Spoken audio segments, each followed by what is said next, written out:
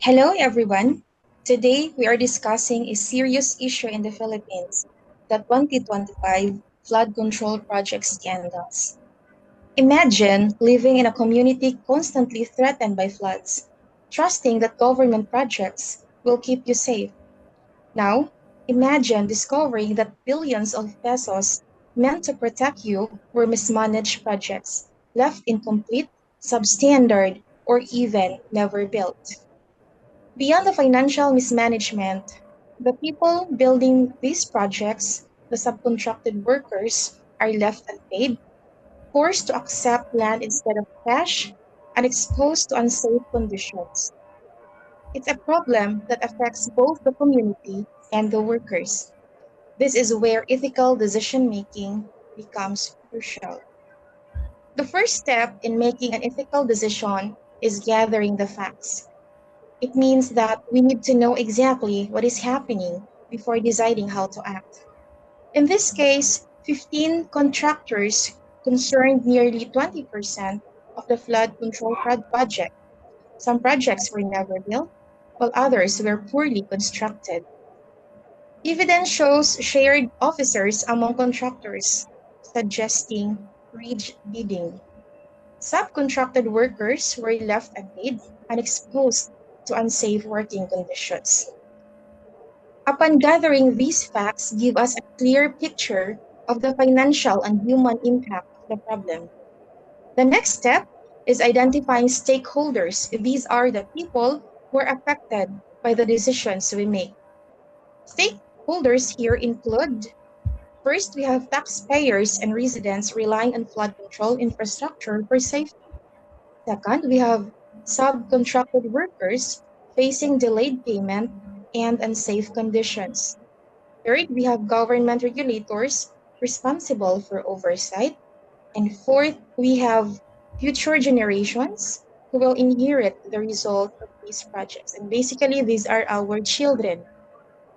Understanding the stakeholders ensure that any actions we take are fair and consider everyone involved. Step three is articulating the ethical dilemma. A dilemma happens when there are conflicting responsibilities or values.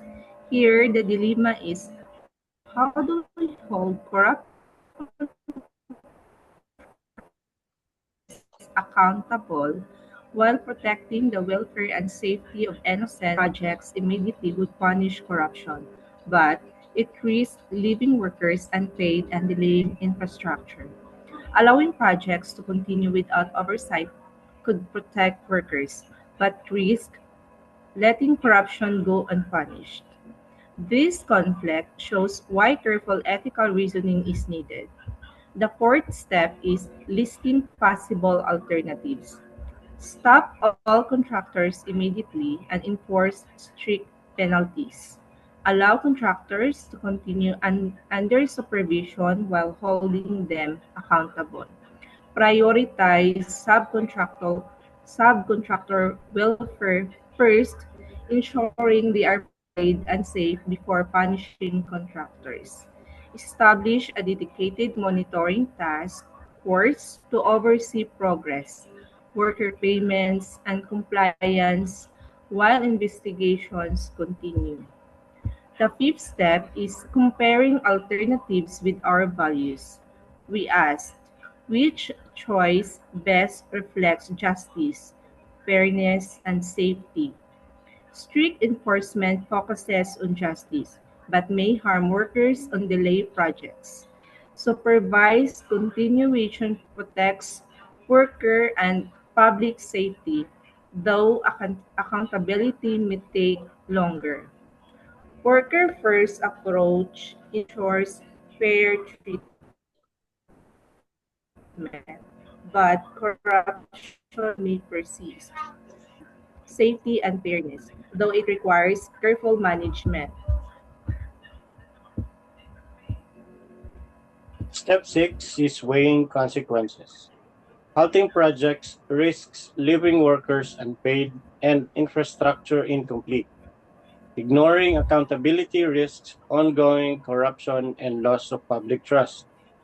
Allowing supervised continuation ensures projects are completed, workers are protected, and some accountability is maintained, but it requires strict oversight. The final step is making a decision and acting on it. After careful consideration, the most responsible solution is to allow projects to continue under close supervision with strict accountability.